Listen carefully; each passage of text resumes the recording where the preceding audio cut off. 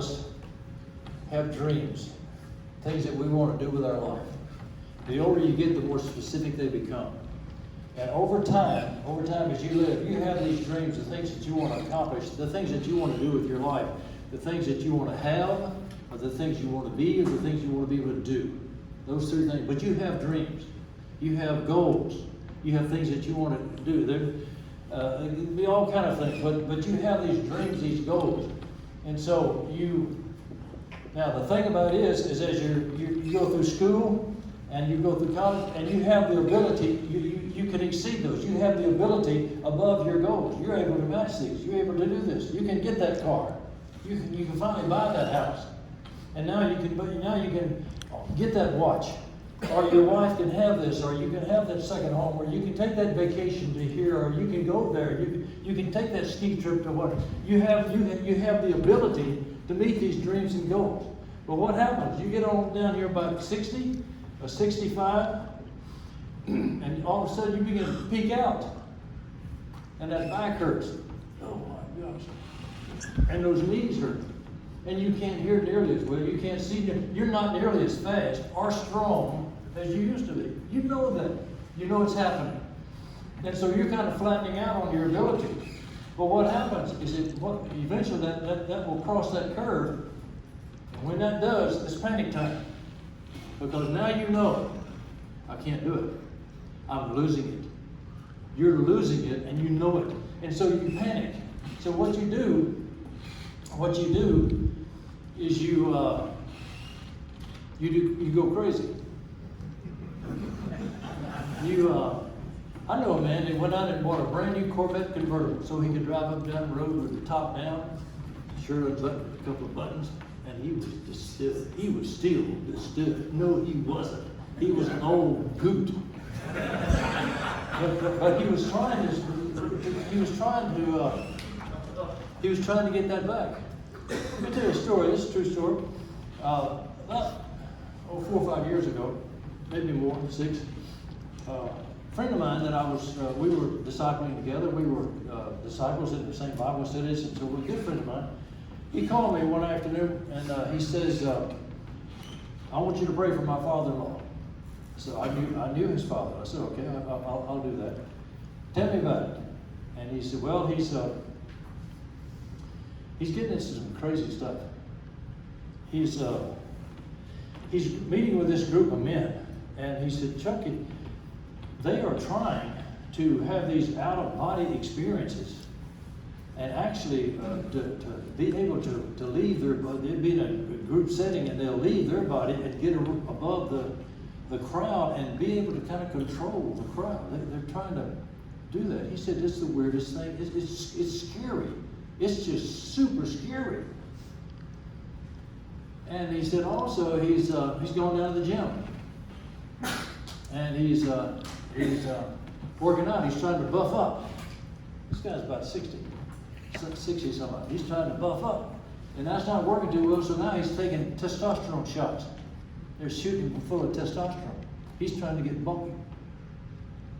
And he said, even worse, he said he's running around with another woman. So I says to him, I'll pray for him. And then I called him back in about 15 minutes and I said, "Can I come over and visit with you and your wife and your mother-in-law?" Because it's the father-in-law that's doing the crazy. "Can I come visit with you?" He said, "Yeah, how about tomorrow night?" And I said, "Yeah." So I went over.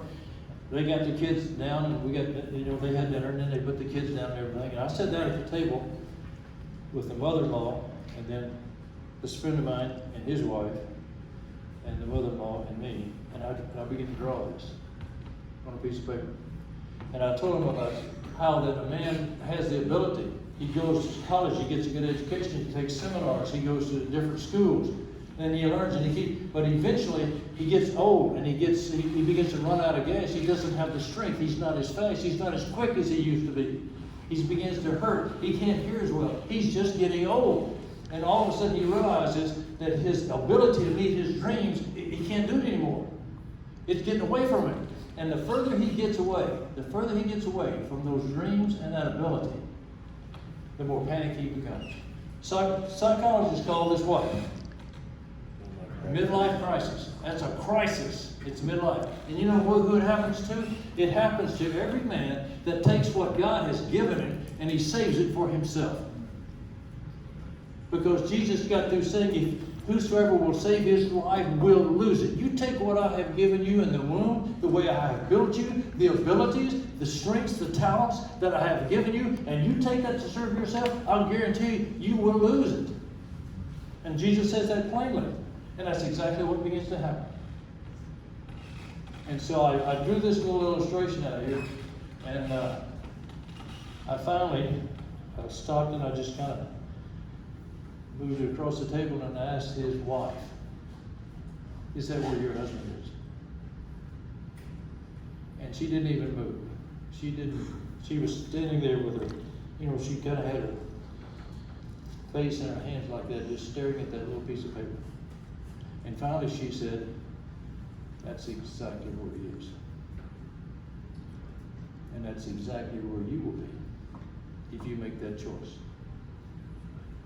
That if you take all that God has given you, and we're going to talk about this in one of our sessions, what God has done for you in your mother's womb and how he's equipped you and how he has put a race before you to run it and it stands ready to help you run that race well.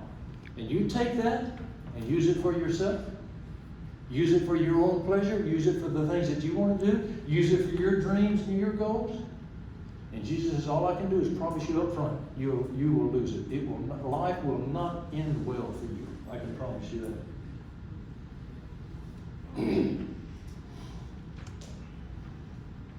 I know a lot of wives that got dumped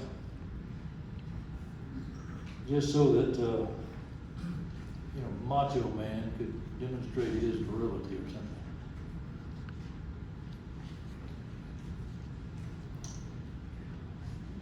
His wife was a good woman. I knew her. I think she'd been a real good wife. Her daughter was sitting there. She had been a good mom. Her daughter was sitting right there. And good grandmother to all these kids. And she got dumped.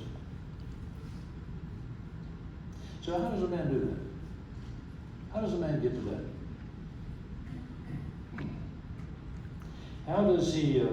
How does a man wind up in a state where he finds himself losing out, falling behind, and desperately trying to alter an unalterable situation? Let me just tell you something. Biology always wins. You can take the pills, you can take the shots, you can buy the car, you can read the magazine, biology always wins. Don't be so foolish. I wrote down his fear of missing out turned into his fear of losing out.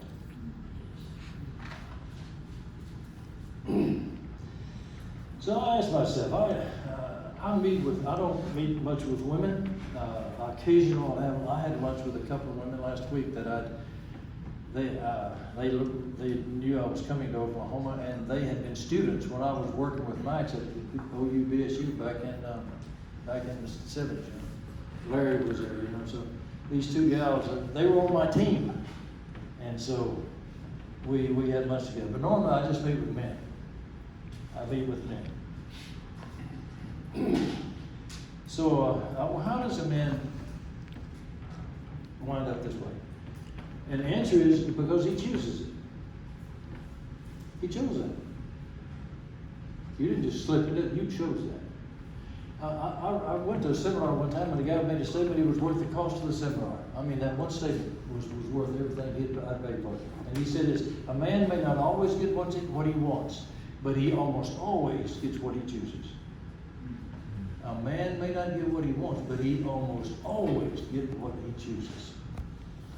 So what are the choices? And that's the thing about it. What are the choices? What's out there?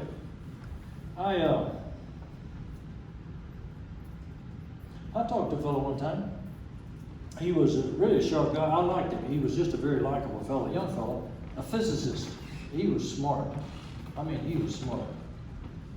And I knew I'd shared Christ with him several times, and we'd had several conversations. One time I just finally asked him, I said, tell me, I said, are you going to accept Christ? What are you going to do with Jesus? You going to follow him? You going to follow Jesus or not? He said, nah. How does a guy choose that? What's he choosing when he says that? What is he choosing? So I found a verse, 1 John 2:15 through 17. It says, love not the world, neither the things that are in the world. If any man love the world, the love of the Father is not in him. It's not a both and. It's either or. You love the Father or you love the world. You can't love both. Because if you love the world, the love of the Father is not in him. For all that is in the world, the lust of the flesh, the lust of the eyes, and the pride of life is not of the Father, is of the world. And the world passes away, and its lust with it. The lust of the flesh. It says there's three things you can choose. When you turn down Jesus Christ, you do it for one of three reasons. And the three things is lust of the flesh, chasing the scourge. We're all men, right? Okay, I met with a guy. His name is Craig. He'd come to Christ. This is terrible. The guy told me he was a drunk and a womanizer. Had a tremendous personality, could sell anything. So he made a lot of money. He could just sell anything, great personality. So he married his third wife. And he told me, he said, Chuck, I can't believe that she married me. She was really attractive, good looking. I mean, pretty and well built, and she was sweet and just the nicest thing. I mean, I couldn't believe that this woman married me. And he said, so I go to bed with this woman. He said, I'm sitting there laying. He says, is this the last pair of tits I'm ever going to see? And he said, Chuck, in 6 months I was sleeping with another woman. The lust of the flesh. You can't get enough of it. That's what you want, and you go after it, and you can't get enough of it. You know, it's what Moses called it the passing pleasures of sin. Was it pleasurable? You bet. Did it last? No. But that's one of the things that you can choose. You can also choose the lust of the eyes. That's stuff. That's the Corvette. That's the home on the beach. That's the home in the mountains. That's the trips. That's the gadgets. That's the latest technology. That's the stuff. You're going to give yourself for the stuff. That's another thing that you can do instead of pursuing Jesus. The third thing is pride, the pride of life. Nobody tells me what to do. I run my ship. I make my decisions. I bow to no man. A guy told me one time it's better to, how do you say that? It's better to rule in hell than it is to serve in heaven. That's what he told me. It's better to rule in hell than it is to serve in heaven. No, it ain't. But that's what he runs his own ship. He's his own boss. He makes his own call. He makes his own decision. Nobody tells me what to do. Now, it's when I told this to the physics guy I talked to, and he said, no, I don't want Christ. I'm not going to follow Christ. So I asked him, I said, well, the Bible says there's only one of three reasons why you won't do that. It's either the lust of the flesh, chasing the women, lust of the eyes, stuff, things, or it's the pride of life. Making your own call, being your own boss, being uno number one. And I asked him, I said, which one's yours? And he says, it's that last one. And he told me, he said, I bow to no man. That's what he told me. I bow to no man. Do you know that I have never, anytime, by the way, the reason I know that that's all there, those three is because that's what the Bible says. It says, love not the world, neither the things that are in the world. For all that is in the world, that's everything. Those are the three things that Satan tempted Jesus with in the wilderness. That's all there is. And when you turn down Jesus and you don't follow him with all your heart, it's for one of those three. Why do I know that? Because that's all there is. And so that's why I asked you guys, I said, which is one of your three? Which one did you do? You did not follow Jesus For what reason? It was that last one. He knew. By the way, I have never asked a man why he's turning down Jesus that he didn't know. I'll list those three for him, and he'll pick it. He knows. They know. They know that they're not going to follow Jesus, and it ain't going to be follow Jesus. They ain't going to follow Jesus, and they know that, and they know why.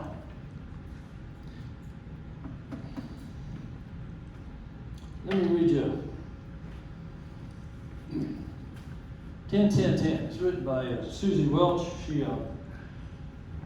was the second wife of Jack Welch. You guys know Jack Welch. He was, you're old enough to know him. He was the CEO of General Electric. I mean, he put General Electric on the map. He got that thing organized. They started buying companies and growing. And I mean, it was unbelievable. But they made a ton of money. And then Jack became, I mean, the stock went off the chart. And General Electric became the company. You got to have GE stock. It became the company. And Jack Welch became the guru of all management, how to make decisions, how to lead, how to manage, he was the guru, went around flying around giving speeches. He was the toast of death, Jack Welch. So he meets young Susie, who comes to interview him for a magazine. He kind of likes young Susie. She's a lot sharper than his old flabby wife at home. And so he dumps his old flabby wife at home and he marries young Susie. And so now young Susie writes a book. And young Chuck buys one. Let me read you what she said. Okay, get this. 3 years ago, Jack and I attended a beautiful New Year's Eve party. Now this is on Long Island. I mean, this is the opulent, this is the plush of the plush. They don't drive down there. Their limousine takes them down there. I attended a beautiful New Year's Eve party. The host home was decorated with dozens, twinkling lanterns, waiters swished about, topping off glasses, a jazz band filled the air. About 10 p.m., a little bell tinkled for dinner. We were swept into a grand tent lit by candelabras, festooned with flowers. If there was ever a moment to think, ain't life grand, it had arrived. I mean, this was the elite. This was the top of the top. This was New York's Long Island richest. This was Jack Welch type people come to the New Year's Eve party. But then a strange thing happened. As soon as we sat down with our friends, there was 8 of us at the table. Instead of oohing and ahhing, as you might expect, one couple hushed us. "It's crazy, I'm telling you. We've been trying to make a list since last week," exclaimed the wife. "And we can't come up with a dozen people who are happy." She grabbed a piece of notebook paper out of her shiny little evening purse, held it up for all of us to see, and it was a list of names, all but 1 or 2 scribbled out. "We've been dying to see you guys tonight because we can't believe this. Can any of you help us name a dozen people?" And Jack says, "You mean who are happy?" "Yeah." So they set about doing it. Name 12 people who are actually living the life they want. Come on, I dare you. That's what they said. These are the richest. You got all the money. Got everything they want. The prestige, the name, the power. They got it all. They've got everything that you ever dreamed of. They got it. And they're sitting there trying to come up with a list of 12 people who are happy, and they can't do it. So at her invitation, each couple around the table entered into a little sidebar conference, and Jack and my list came quickly, but just as quickly, we crossed the names off. The other 2 couples at the table threw out a few names. Most were dismissed. Too bitter. Hates his wife. Living the dream. Living the picture. Even Susie Welch, she volunteered herself, and she was scratched off. Too uptight. In the middle of this, all the soup was served, but none of us seemed to notice. We were engrossed by the task of compiling our happiness. So it went on for another half an hour, each couple struggling to come up with a list of a dozen certified contentable people. Now get this, the candidates didn't need to be without battle wounds. They didn't even be successful. They were just at peace. And so with the lowest minimum standard that they could come up with for what defines happiness, they still couldn't find it. I mean, they set the bar as low as they could set it. Well, let's just say they're not successful. They don't have a lot of money. They haven't done well, but they just seem to be we'll call them happy. And they still couldn't find it. It's amazing. So here's the kicker. By the end of the evening, we had collectively come up with 11 possibilities. So one of the guys says, this is disturbing. You know why they couldn't find them? I mean, these people got it all. They got the houses on Long Island. They got the yachts. They've got the cars. They've got it all. They've got the bank accounts in Switzerland. They've got it all. Except one thing. They're losing their life because they've tried to save it with everything that God gave them. And they are not happy, and they know it. How's that guy get that way? I've never experienced a midlife crisis because I don't have a life to lose. I've already lost it.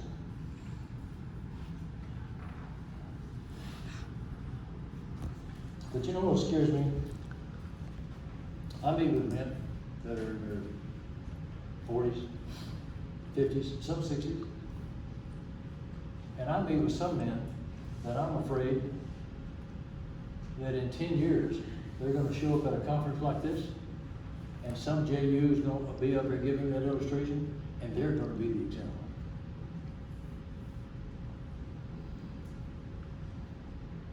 I pray to give my life away every morning.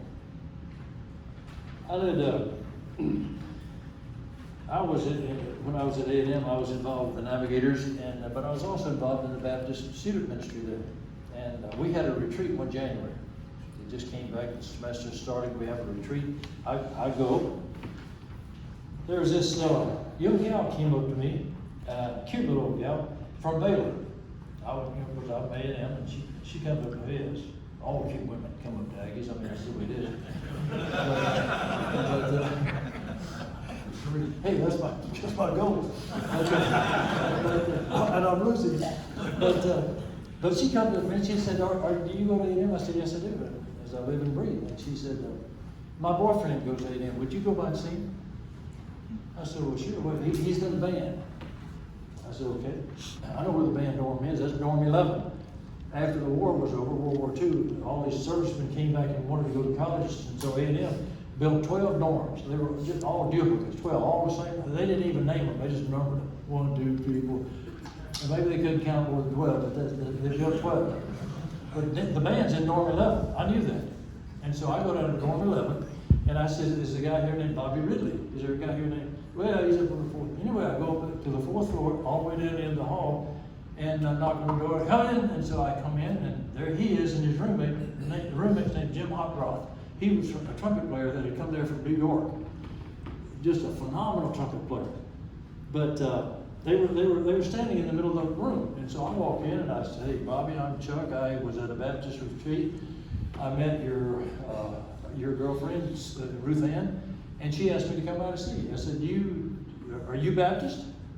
No. I said, so I give it my testimony. So that's how we're trained. I mean, I'm trained to do this, so I share my testimony with him.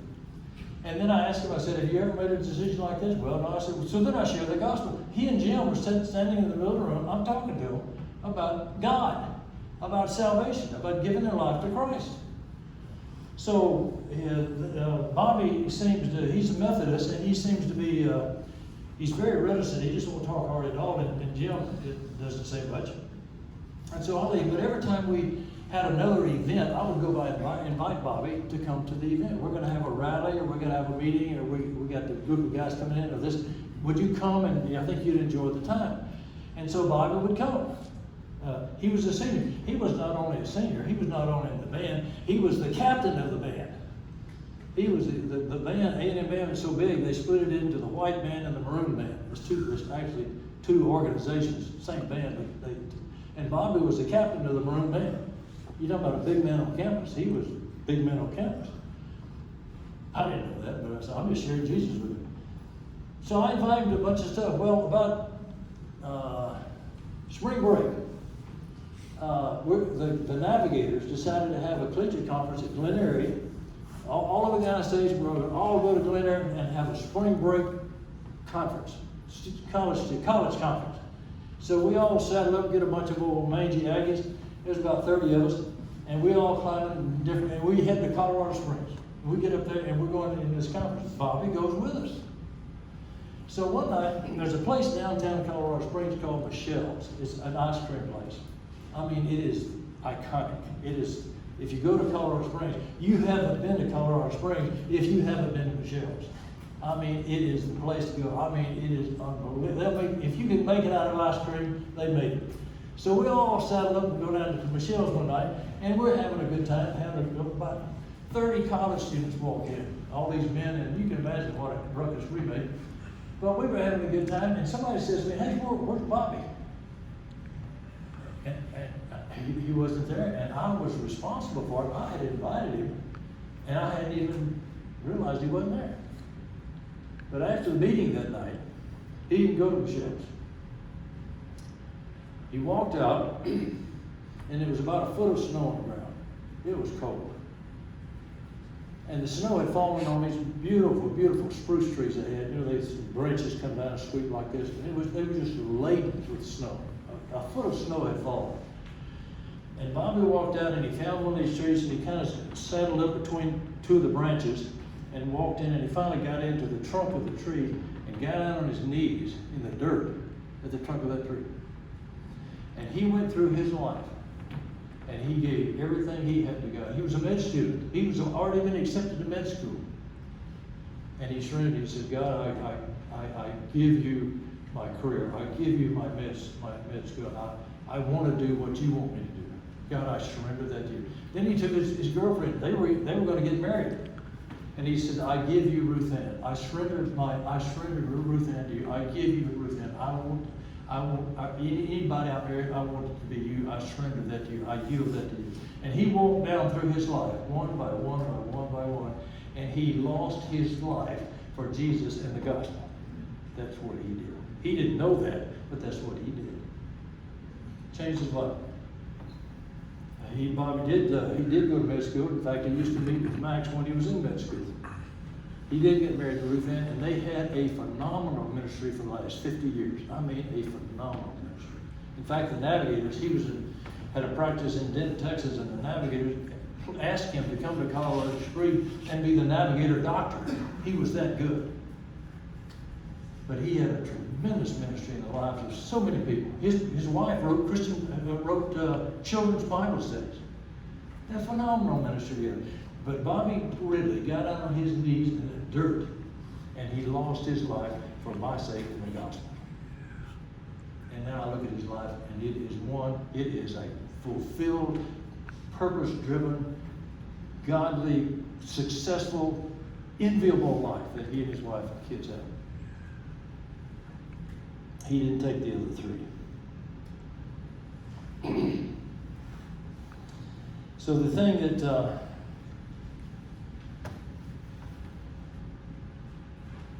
I don't know where you stand. I don't know where you're on this chart. I don't know if you've ever done that. I do it every morning. I don't know if you've ever done it. But you look at Mark 8:34, and you pray that prayer that, that any man wishes to save his life, he will lose it. Whoever loses his life for my sake will save it. And I don't know where you stand on that, but if you've never, I told the guys when I spoke down in Wichita, I told them, what you need to do is you need to go find some dirt. You don't need to go to Michelle's. You need to go find some dirt. And you need to get out on your knees in the dirt and make sure that you have surrendered all that you are to him for his purposes. He built you to run a race. It's a beautiful race. It's what he calls the abundant life. He built you for that. And that's the only thing we can do is yield everything that we are to him. That's all we can do. That's all we should do. Anybody got any questions? Max? Take a 10-minute break, and we'll come back. Okay, don't go to Michelle's.